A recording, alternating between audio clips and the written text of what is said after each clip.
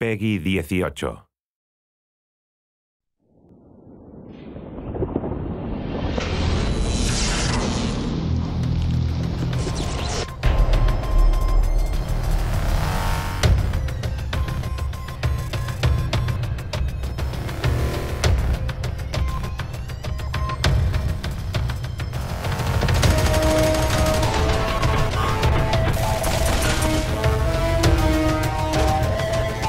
Motion capture is the technology they use to capture performances of actors and then translate that to 3D data that we then apply to our characters. There's a series of cameras set up in an array around the room. They're basically capturing markers that are set up at specific key points on the character to ensure that we have articulation at each joint.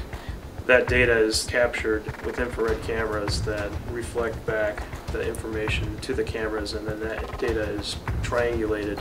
The talent we get are really true professionals. They've been doing acting and stunt work for many years, so they take direction really well. You just have to be a kid, I think. At the end of the day, you have to remember what it was like to be a little kid running through the woods playing, you know, cops and robbers. It's just a matter of really thinking like a good actor and trying to say, how does this character carry themselves? What is it that's affecting their body as they move?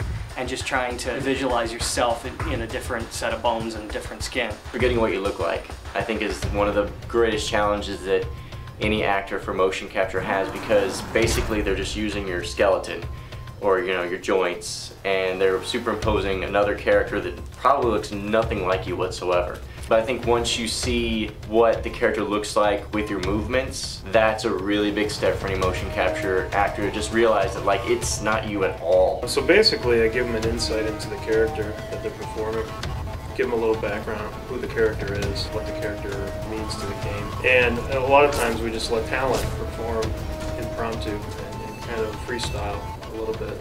So we give them a lot of creative input on how they want to play the character. If I'm lucky, I know kind of what the game is about, what kind of characters I'm looking at before I go into the shoot. And honestly, I sit down and play a lot of video games the night before to try to get just a reference point of, you know, what it would be like to actually swing at these things. Motion capture is basically a tool for the animators to kind of push the limits of the animation.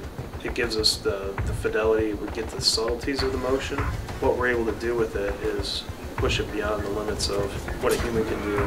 You know, when you pick up a game today, the movement of it, the acting within the game, the characters themselves move and are so much more developed than characters that had been hand animated just in the computer from games, you know, just even a few years ago.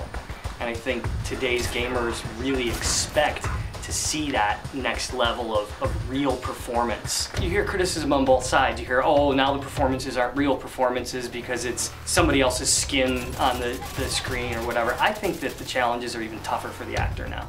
Getting an authentic, real performance to play through, you know, a digital skin, I think takes a lot of skill and a lot of thinking about your technique and making sure that you're giving an honest, authentic performance.